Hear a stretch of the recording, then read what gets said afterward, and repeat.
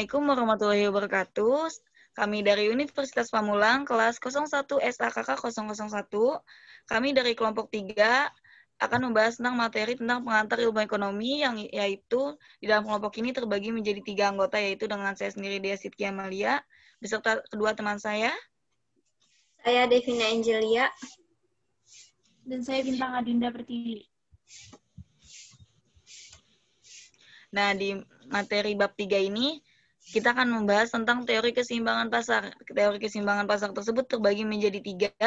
Yang pertama itu ada pengertian keseimbangan pasar, pergeseran keseimbangan pasar, serta ada kebijakan harga pasar dan maksimum. Nah, 3 materi ini akan terbagi menjadi 3 yang akan dibacakan yang pertama itu oleh Saudari Bintang. Saya akan menjelaskan tentang pengertian keseimbangan pasar. Apa itu keseimbangan pasar? Keseimbangan pasar atau market equilibrium akan tercapai jika jumlah produk yang diminta sama dengan jumlah produk yang ditawarkan atau harga produk yang ditawarkan sama dengan harga produk yang diminta pembeli. Ada 3 cara menunjukkan keadaan keseimbangan. Yang pertama, dengan contoh menggunakan angka. Yang kedua, dengan menggunakan kurva permintaan dan penawaran. Yang ketiga, menentukan secara matematik.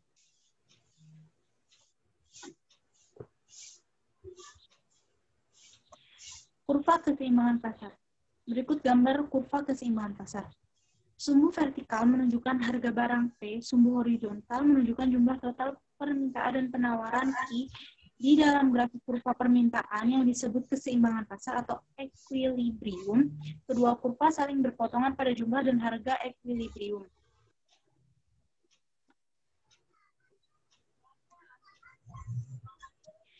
Mekanisme pasar.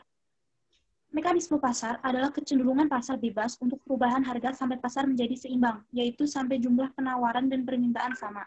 Untuk memahami mengapa pasar cenderung mengarah ke keseimbangan, misalnya pada awal harga berada di atas tingkat keseimbangan pasar, PI1 dalam gambar 3.1. Maka produsen akan berusaha memproduksi dan menjual barang lebih daripada kesediaan konsumen untuk membeli. Akibatnya akan terjadi surplus yang bertambah. Produsen akan mulai menentukan harga. Akhirnya harga turun, jumlah permintaan akan naik, dan jumlah penawaran akan turun sampai harga equilibrium PE tercapai.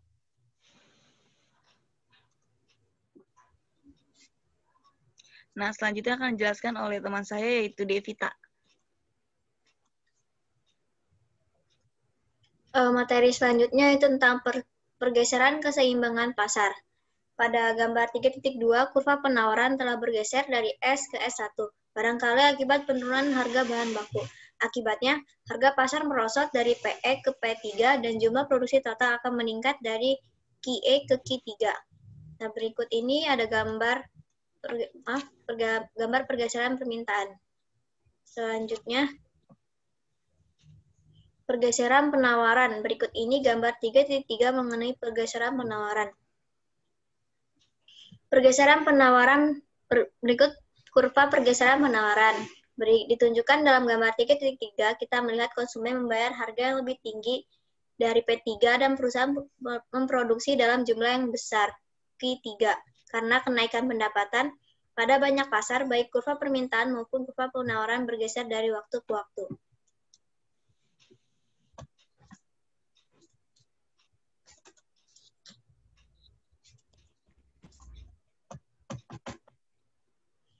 Selanjutnya, pergeseran permintaan dan penawaran. Berikut ini gambar 3.4 mengenai pergeseran permintaan dan penawaran. Berdasarkan gambar 3.4, pergeseran penawaran dan permintaan ke kanan dengan harga yang lebih tinggi dari PE ke P3 dan jumlah barang yang jauh lebih besar dari QE ke Q3. Pada umumnya, harga dan jumlah barang akan berubah tergantung berapa besar pergeseran kurva penawaran dan permintaan serta pada bentuk-bentuk kurva tersebut. Nah, selanjutnya saya sendiri yang akan menjelaskan, yaitu tentang kebijakan harga dasar dan harga maksimum. Nah, secara umum dapat dikatakan bahwa kebijakan ini bertujuan untuk stabilitas harga, di mana harga dasar adalah harga terendah yang tidak dapat dilampaui. Harga yang sangat rendah disebabkan oleh terlalu banyaknya barang yang ditawarkan atau dihasilkan sehingga membuat produsen rugi. Apabila produsen tersebut berjumlah banyak dan sangat lemah, pemerintah sangat berkewajiban melindungi mereka. Caranya dalam menetapkan kebijakan harga dasar. Nah, kebijakan harga dasar sendiri adalah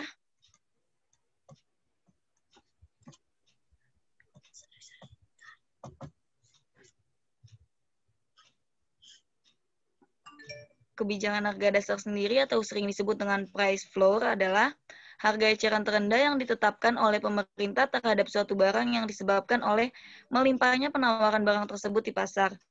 Nah, price floor itu efektif untuk melindungi produsen dari penurunan harga barang yang tak terhingga. Pada kondisi ini, tingkat penawaran barang lebih tinggi dari permintaan atau disebut juga dengan surplus. Nah, kebijakan dibagi menjadi dua, yaitu ada kebijakan harga minimum serta ada kebijakan harga maksimum. Kebijakan harga minimum sendiri adalah kebijakan pemerintah yang menetapkan harga sesuatu barang lebih tinggi dari harga yang akan ditetapkan oleh interaksi di antara permintaan dan penawaran apabila mekanisme pasar dibiarkan berfungsi. Serta kebijakan harga maksimum sendiri adalah kebijakan pemerintah yang menetapkan harga sesuatu barang lebih tinggi dari harga yang akan ditetapkan oleh interaksi di antara permintaan dan penawaran apabila mekanisme pasar ini dibiarkan berfungsi. Nah, mungkin sekian aja dari kelompok kami yang bisa kami jelaskan. Kurang lebihnya mohon maaf. Wassalamualaikum warahmatullahi wabarakatuh.